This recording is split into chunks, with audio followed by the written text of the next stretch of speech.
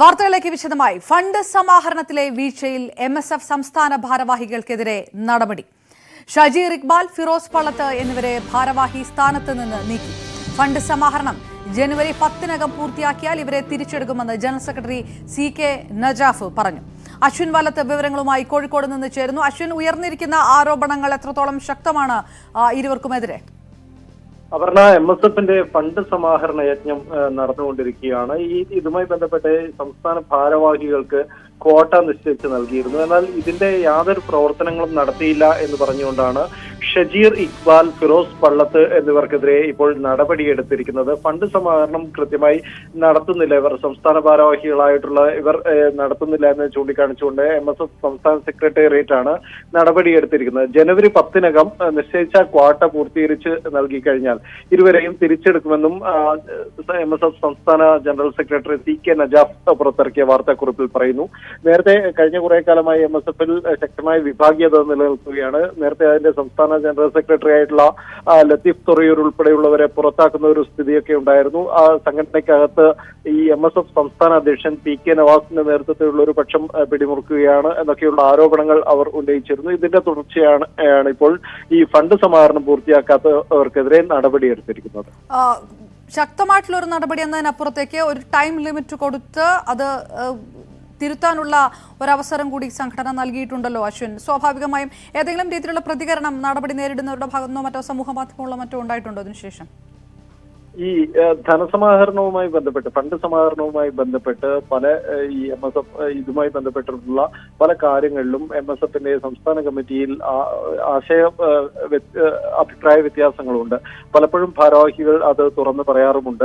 നേരത്തെ തന്നെ PK നവാസിന്റെ ഒരു നേതൃത്വത്തോടുള്ള ഒരു അഭിപ്രായ ഭിന്നത കൂടി ഈ ഫണ്ട് സമാഹരണവുമായി ബന്ധപ്പെട്ട് ഇവരുടെ കമ്മിറ്റികളിലൊക്കെ തന്നെ ഉയർന്നിരുന്നു. അതിനെ തുടർന്നാണ് ഈ ഭാരവാഹികൾ ഈ സമാഹരണത്തിൽ നിന്ന് വിട്ടു എന്നാണ് മനസ്സിലാക്കുന്നത്. അതിന് അത്തരത്തിലുള്ള നടപടി ഇവരുടെ ഭാഗത്തു നിന്ന് ഉണ്ടായതുകൊണ്ടാണ് നേതൃത്വം നടപടി എടുത്തിരിക്കുകയും ചെയ്യുന്നത്. നേരത്തെ MSFൽ ഉണ്ടായിരുന്ന ഒരു 1-2 വർഷമായി MSFൽ രൂപപ്പെട്ടു വരുന്ന ഒരു വിഭാഗീയതയുടെ തുടർച്ചയായി തന്നെ വേണം ഇതിനെ കാണാൻ.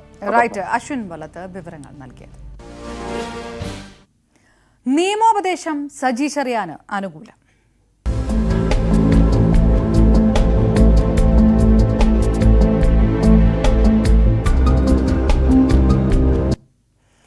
സജി ചെറിയാന്റെ മന്ത്രിസഭാ പുനഃപ്രവേശനത്തിൽ മുഖ്യമന്ത്രിയുടെ ശുപാർശ തള്ളാനാകില്ല എന്ന് ഗവർണർക്ക് നിയമോപദേശം. ആവശ്യമെങ്കിൽ കൂടുതൽ വ്യക്തത തേടാമെന്നും ഹൈക്കോടതിയിലെ സ്റ്റാൻഡിംഗ് കൌൺസിൽ ഗവർണർക്ക് നിയമോപദേശം നൽകി. സജി ചെറിയാൻ മന്ത്രിസ്ഥാനം ഒഴിയേണ്ടി വന്ന സാഹചര്യവും കോടതി നടപടികൾ തുടരുന്നതും മുൻനിർത്തിയായിരുന്നു ഗവർണർ നിയമോപദേശം തേടിയത്. സജി ചെറിയാൻ മന്ത്രിയായി വീണ്ടും സത്യപ്രതിജ്ഞ ചെയ്യുന്നതിൽ നിയമപ്രശ്നങ്ങൾ അവശേഷിക്കുന്നു എന്ന് പരിശോധിക്കാനാണ് ഗവർണർ നിയമോപദേശം തേടിയത്. എന്നാൽ മുഖ്യമന്ത്രിയുടെ ശുപാർശ ഗവർണർക്ക് തള്ളാനാകില്ലെന്നാണ് നിയമോപദേശം. സത്യപ്രതിജ്ഞ ഒരുക്കേണ്ടത് ഭരണഘടനാപരമായ ഉത്തരവാദിത്തമാണ്. മുഖ്യമന്ത്രി പേര് നിർദ്ദേശിച്ചാൽ ഗവർണർക്ക് തള്ളാനാകില്ല. ആവശ്യമെങ്കിൽ കൂടുതൽ വ്യക്തത തേടാമെന്നും സ്റ്റാൻഡിംഗ് കൌൺസിൽ നൽകിയ നിയമോപദേശത്തിലുണ്ട്. ഗവർണർ നാളെ വൈകിട്ട് തലസ്ഥാനത്തെത്തും. വിഷയത്തിൽ മുതിർന്ന സുപ്രീം കോടതി അഭിഭാഷകരിൽ നിന്നും ഭരണഘടനാ വിദഗ്ധരിൽ നിന്നും ഗവർണർ നിയമോപദേശം തേടാനുള്ള സാധ്യതയുമുണ്ട്. ഗവർണറുടെ നീക്കങ്ങൾക്കിടയിലും സത്യപ്രതിജ്ഞയ്ക്ക് തയ്യാറെടുക്കുകയാണ് പാർട്ടിയും സർക്കാരും. ഇത് ജനാധിപത്യ സംവിധാനത്തിന്റെ ഭാഗമായിട്ടുള്ളതാണല്ലോ. മന്ത്രിയെ തീരുമാനിക്കുക, അത് മുഖ്യമന്ത്രിയുടെ ചുമതലയാണ്. ആ തീരുമാനം എടുത്തു കഴിഞ്ഞാൽ, നയപരമായ തീരുമാനം എടുത്തു കഴിഞ്ഞാൽ പിന്നെ മുഖ്യമന്ത്രിയാണ് അതൊക്കെ കൈകാര്യം ചെയ്യേണ്ടത്. അതിനനുസരിച്ച് തീയതി നിശ്ചയിച്ച് സത്യപ്രതിജ്ഞ ചെയ്യും എന്ന് തന്നെയാണ് കാണുന്നത്. MLA ആയ ഏതൊരാൾക്കും മന്ത്രിയാകാമെന്നാണ് ഭരണഘടനാ വ്യവസ്ഥ. ഹൈക്കോടതി സജി ചെറിയാന് അയോഗ്യത കൽപ്പിച്ചിട്ടുമില്ല. മുൻപ് താൻ തന്നെ വിമർശിച്ച സജി ചെറിയാനെ വീണ്ടും മന്ത്രിയാക്കുന്നതിലെ അതൃപ്തി പ്രകടമാക്കാൻ കൂടി ലക്ഷ്യമിട്ടാണ് ഗവർണർ നിയമോപദേശം തേടിയതെന്ന സൂചനയും ശക്തമാണ്. തിരുവനന്തപുരത്തു നിന്നും ഡാൻ കുര്യൻ, ന്യൂസ് 18. ലോക്സഭാ തെരഞ്ഞെടുപ്പ് മുന്നൊരുക്കത്തിന്റെ ഭാഗമായി ഗൃഹസന്ദർശനത്തിന് തുടക്കമിട്ട് CPM. സർക്കാരിന്റെ വികസന നേട്ടങ്ങൾ വിശദീകരിച്ചും കേന്ദ്രത്തിന്റെ സംസ്ഥാന വിരുദ്ധ നിലപാട് അറിയിച്ചുമാണ് ഗൃഹസന്ദർശനം. തിരുവനന്തപുരത്ത് പുത്തൻപള്ളിയിലെത്തി CPM സംസ്ഥാന സെക്രട്ടറി MV ഗോവിന്ദൻ ഗൃഹസന്ദർശനത്തിന് തുടക്കമിട്ടു. എറണാകുളത്ത് ജില്ലാ സെക്രട്ടറി CN മോഹനന്റെ നേതൃത്വത്തിലായിരുന്നു ഗൃഹസന്ദർശനം. 2024 ലോക്സഭാ തെരഞ്ഞെടുപ്പ് മുന്നൊരുക്കത്തിന്റെ ഭാഗമായാണ് CPM ഗൃഹസന്ദർശന പരിപാടിക്ക് തുടക്കമിട്ടത്. സംസ്ഥാന വ്യാപകമായി നടത്തുന്ന സന്ദർശനത്തിൽ താഴെത്തട്ടിലെ ജനവികാരം നേരിട്ട് മനസ്സിലാക്കി തെരഞ്ഞെടുപ്പ് തന്ത്രങ്ങൾക്ക് രൂപം നൽകുകയാണ് CPM ലക്ഷ്യമിടുന്നത്.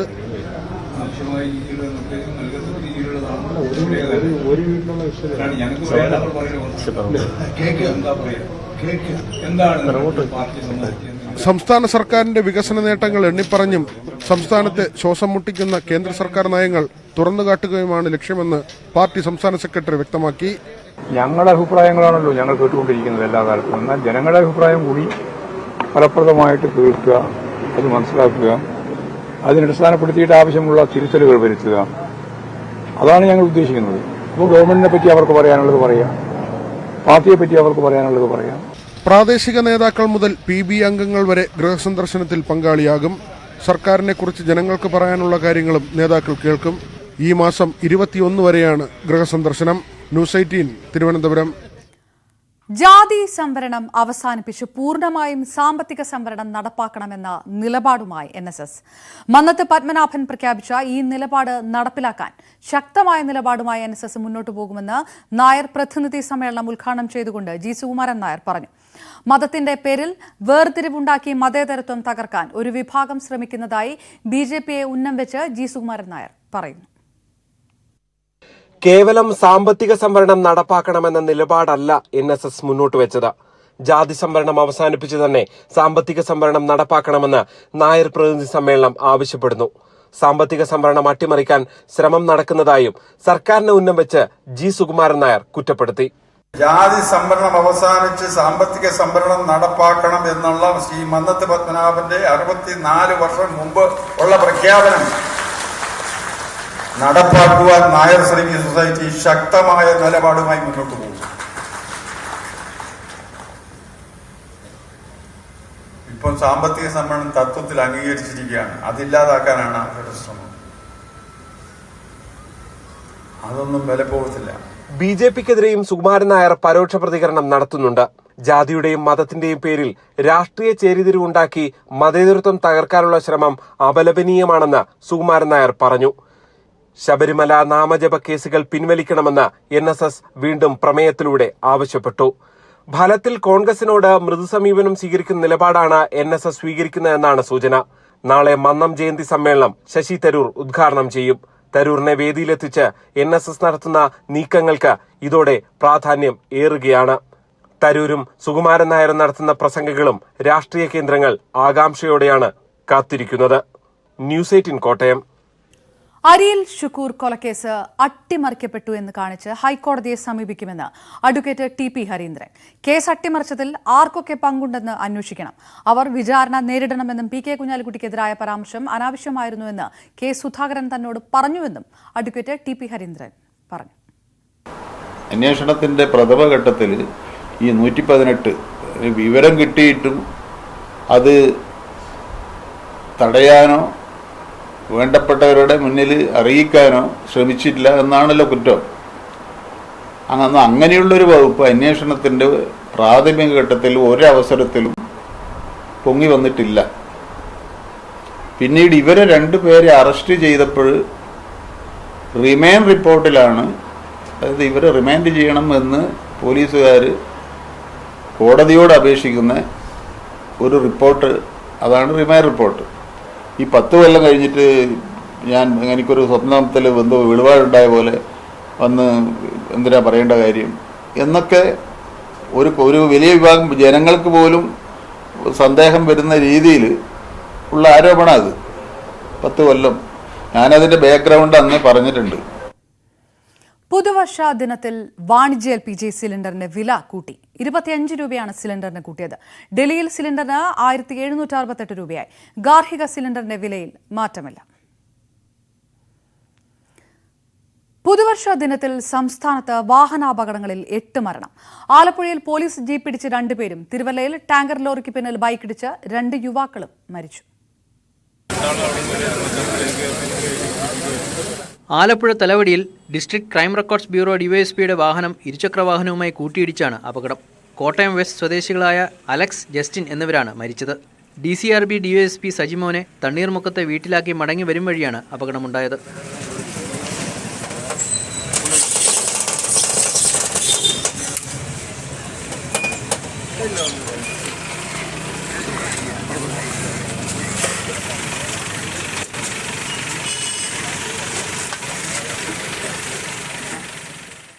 തിരുവല്ല ബൈപ്പാസിൽ ടാങ്കർ ലോറിക്ക് പിന്നിലിടിച്ചാണ് 2 യുവാക്കളുടെ ദാരുണാന്ത്യം. കുന്നന്താനം സ്വദേശികളായ അരുൺ, ശ്യാം എന്നിവരാണ് മരിച്ചത്. അർദ്ധരാത്രിയോടെയായിരുന്നു അപകടം. പത്തനംതിട്ട ഏനാത്തിൽ ബൈക്ക് പോസ്റ്റിലിടിച്ച് ഇലമംഗലം സ്വദേശി തുളസീധരൻ മരിച്ചു. ഇടുക്കി മുനിയറയിൽ വിനോദയാത്രാ സംഘത്തിന്റെ ബസ് കൊക്കയിലേക്ക് മറിഞ്ഞ് വിദ്യാർത്ഥി മരിച്ചു. മലപ്പുറം സ്വദേശി മിൽഹാജാണ് മരിച്ചത്. വളാഞ്ചേരി റീജിയണൽ കോളേജിലെ വിദ്യാർത്ഥികൾ സഞ്ചരിച്ച ടൂറിസ്റ്റ് ബസ്സാണ് അപകടത്തിൽപ്പെട്ടത്. പുലർച്ചെ 1:15 അപകടം.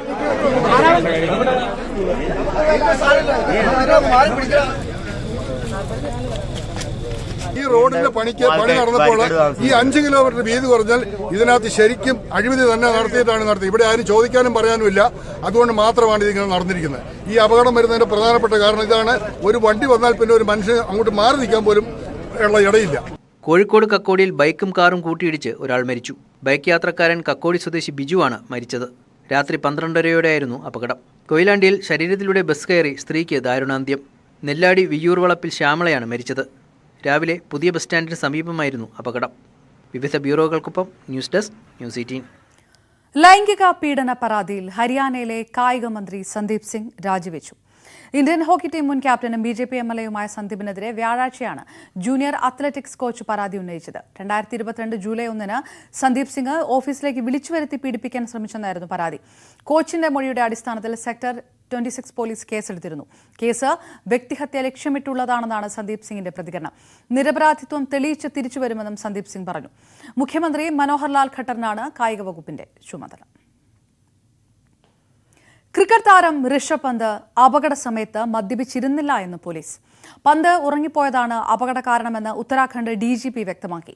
വാഹനം അമിത വേഗതയിലായിരുന്നില്ല എന്നും പോലീസ് പറയുന്നു. ഡിവൈഡറിൽ തട്ടി വാഹനം മറിയുന്ന CCTV ദൃശ്യങ്ങളാണ് അമിത വേഗമുണ്ടെന്ന് തോന്നിപ്പിക്കുന്നതെന്നാണ് വിശദീകരണം. കാറിന്റെ വേഗം 80 കിലോമീറ്റർ പരിധി കടന്നിരുന്നില്ല എന്നുമാണ് പ്രതികരണം. അതേസമയം പുലർച്ചെ തനിച്ച് വാഹനം ഓടിച്ചു പോകേണ്ടെന്ന് പന്തിനോട് സുഹൃത്ത് ഉപദേശിച്ചിരുന്നതായും റിപ്പോർട്ടുണ്ട്. ഇത് അവഗണിച്ചാണ് ഋഷഭ് പന്ത് സ്വയം വാഹനം ഓടിച്ച് ഡൽഹിയിൽ നിന്ന് റൂർക്കിയിലേക്ക് പോയത്. ശനിയാഴ്ച പുലർച്ചെയാണ് അപകടമുണ്ടായത്. പരിക്കേറ്റ താരം ഡെറാഡൂണിലെ ആശുപത്രിയിൽ ചികിത്സയിലാണ്. അന്തരിച്ച മുൻ മാർപ്പാപ്പ പോപ്പ് എമിററ്റ്സ് ബെനഡിക്ട് 16 ലോകം വിട ചൊല്ലുന്നു. നാളെ രാവിലെ വത്തിക്കാനിലെ സെന്റ് പീറ്റേഴ്സ് ചത്തുരത്തിൽ ഭൗതിക ശരീരം പൊതുദർശനത്തിന് വയ്ക്കും. വ്യാഴാഴ്ച ഫ്രാൻസിസ് മാർപ്പാപ്പയുടെ കാർമ്മികത്വത്തിലാണ് സംസ്കാര ചടങ്ങുകൾ നടക്കുക.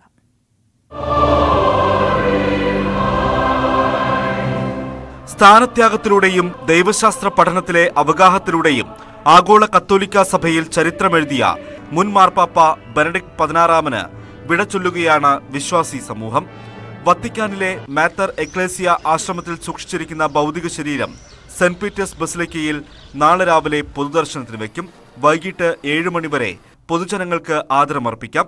വ്യാഴാഴ്ച രാവിലെ ഫ്രാൻസിസ് മാർപ്പാപ്പയുടെ കാർമ്മികത്വത്തിലാണ് സംസ്കാര ചടങ്ങ്. മുൻ മാർപ്പാപ്പയുടെ സംസ്കാര ചടങ്ങിന് നിലവിലെ മാർപ്പാപ്പ നേതൃത്വം വഹിക്കുന്ന സാഹചര്യം സഭയുടെ ചരിത്രത്തിൽ ആദ്യമായിട്ടായിരിക്കും. മാർപ്പാപ്പമാരെ സംസ്കരിക്കുന്ന സെന്റ് പീറ്റേഴ്സ് ബസിലിക്കയിലെ വത്തിക്കാൻ ഗ്രോട്ടോസിലാണ് ബെനഡിക്ട് 16 അന്ത്യവിശ്രമമൊരുക്കുക. International desk, news 18. ഫുട്ബോൾ ഇതിഹാസം പെലെയുടെ സംസ്കാര ചടങ്ങുകൾ ചൊവ്വാഴ്ച ജന്മനാടായ സാന്റോസിലാണ് സംസ്കാരം. പ്രാദേശിക സമയം നാളെ രാവിലെ മുതൽ സാന്റോസ് ക്ലബ് സ്റ്റേഡിയത്തിൽ ഭൗതികദേഹം പൊതുദർശനത്തിന് വയ്ക്കും. വിലാപയാത്രയായാണ് ആശുപത്രിയിൽ നിന്ന് മൃതദേഹം എത്തിക്കുക. പെലെയുടെ അമ്മ താമസിക്കുന്ന വീടിന് മുന്നിലൂടെയാണ് വിലാപയാത്ര കടന്നുപോകുക. 100 വയസ്സുള്ള പെലെയുടെ അമ്മ സെലസ്റ്റെ കിടപ്പ് രോഗിയാണ്. ചൊവ്വാഴ്ച വരെ പൊതുദർശനം തുടരും. ഇതിനുശേഷം സാന്റോസിലെ സെമിത്തേരിയിൽ മൃതദേഹം സംസ്കരിക്കും. കുടുംബാംഗങ്ങൾ മാത്രമേ സംസ്കാര ചടങ്ങിൽ പങ്കെടുക്കുകയുള്ളൂ.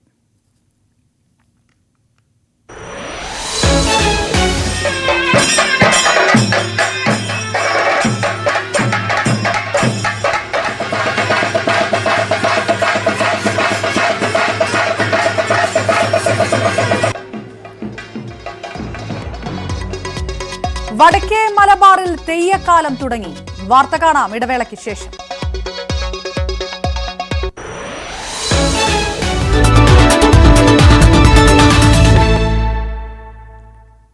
ഇനി ഇനി ചില വാർത്തകൾ ഒറ്റനോട്ടത്തിൽ.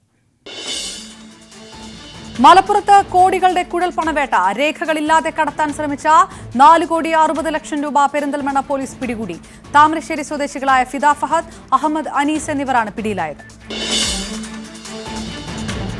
നാദാപുരം കക്കട്ടിൽ അമ്മയെയും കുഞ്ഞിനെയും കിണറ്റിൽ മരിച്ച നിലയിൽ കണ്ടെത്തി. വിസ്മയ, ഇവരുടെ 7 മാസം പ്രായമായ മകൾ എന്നിവരാണ് മരിച്ചത്. വീടിന് സമീപത്തെ പൊതുകിണറിലാണ് മൃതദേഹങ്ങൾ കണ്ടെത്തിയത്. വയനാട് മേപ്പാടിയിൽ യുവാവ് കുത്തേറ്റ് മരിച്ചു. കുന്നമംഗലം വയൽ സ്വദേശി മുർഷിദാണ് മരിച്ചത്. പുതുവർഷാഘോഷത്തിനിടെ വാക്കുതർക്കം കത്തിക്കുത്തിൽ എത്തുകയായിരുന്നു. ലഹരി മരുന്ന് മാഫിയകൾക്കെതിരെ ശക്തമായ നടപടി ഉണ്ടാകുമെന്ന് Kochi city police commissioner K Sethuraman. കുട്ടികളെ കേന്ദ്രീകരിച്ച് ബോധവൽക്കരണ പരിപാടികൾ സംഘടിപ്പിക്കുമെന്നും കമ്മീഷണർ പറഞ്ഞു. കണ്ണൂർ ചെറുപുഴയ്ക്ക് സമീപം പാലാവയലിൽ വെടിക്കെട്ട് അപകടത്തിൽ 8 പേർക്ക് പരിക്ക്. പാലാവയൽ സെന്റ് ജോൺസ് ദേവാലയത്തിലെ തിരുനാളിനോടനുബന്ധിച്ചുള്ള വെടിക്കെട്ടിനിടയിലാണ് അപകടമുണ്ടായത്. തൃശൂർ കല്ലങ്കുന്നം സർവീസ് സഹകരണ ബാങ്കിന്റെ കീഴിലുള്ള കൽപശ്രീ ഓയിൽ മില്ലിന് തീപിടിച്ചു. രാവിലെ 10 മണിയോടെയാണ് തീപിടുത്തം നാട്ടുകാരുടെ ശ്രദ്ധയിൽപ്പെട്ടത്. അപകട കാരണം വ്യക്തമല്ല. വടക്കേ മലബാറിൽ തെയ്യക്കാലമാണ്. അസുരവാദ്യത്തിന്റെ അകമ്പടിയോടെ അരങ്ങിലെത്തുന്ന തെയ്യങ്ങൾ ഭക്തർക്ക് അനുഗ്രഹം ചൊരിഞ്ഞ് കാവുകളിൽ നിറഞ്ഞാടുകയാണ്. ശ്രീകണ്ഠപുരം കാഞ്ഞിലേരിയിൽ കെട്ടിയാടിയ അർദ്ധചാമുണ്ഡി തെയ്യത്തിന് ഒട്ടേറെ പ്രത്യേകതകളുണ്ട്. കണ്ണൂർ ആലക്കോട് നിന്ന് ശ്രീനിവാസന്റെ റിപ്പോർട്ടോടെ ന്യൂസ് അറ്റ് 3 PM പൂർണ്ണമാകും. നമസ്കാരം.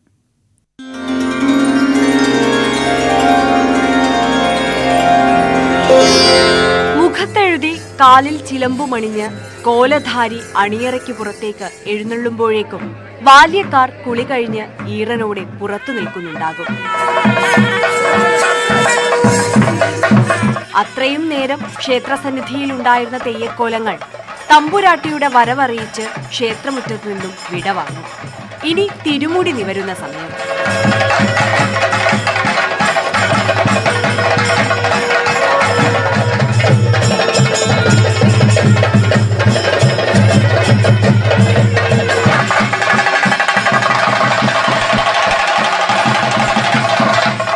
അഗ്നിശുദ്ധി വരുത്തിയ തിരുമുടി ഉയരുമ്പോൾ വാദ്യമേളങ്ങൾ ഉച്ചസ്ഥായിലെത്തും.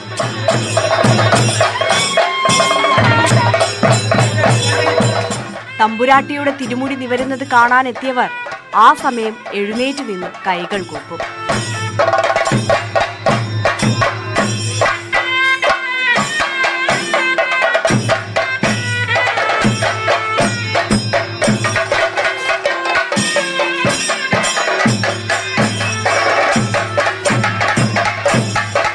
ഭജിക്കുകയായിരുന്ന ദേവിയെ മോഹിച്ചെത്തിയ പട്ടരെ വധിക്കുന്നിടത്താണ് അർദ്ധചാമുണ്ഡിയുടെ ഐതിഹ്യം തുടങ്ങുന്നത്.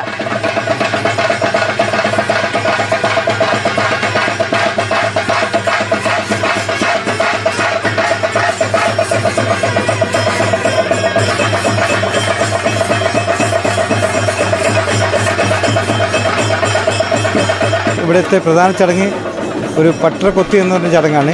അത് പട്ടര ഭഗവതിയെ മോഹിച്ച് വരുന്ന ഒരു ചടങ്ങാണ്. അപ്പോൾ ഭഗവതിക്ക് കാര്യം മനസ്സിലായി.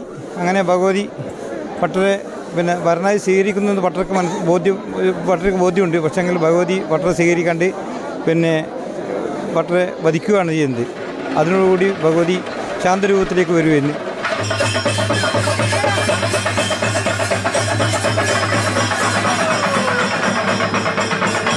കോടല്ലൂർ വിശ്വകർമ്മ ദേവസ്ഥാനം, കാഞ്ഞിലേരി അർദ്ധചാമുണ്ഡിക്കാവ് എന്നിവിടങ്ങളിൽ മാത്രമാണ് ഈ തെയ്യം കെട്ടിയാടുന്നത്. പട്ടരുമായുള്ള വാക്കുതർക്കവും തുടർന്ന് നടക്കുന്ന സംഘർഷവുമെല്ലാം ആകാംക്ഷയോടെയാണ് ഭക്തജനങ്ങൾ നോക്കി നിൽക്കുന്നത്.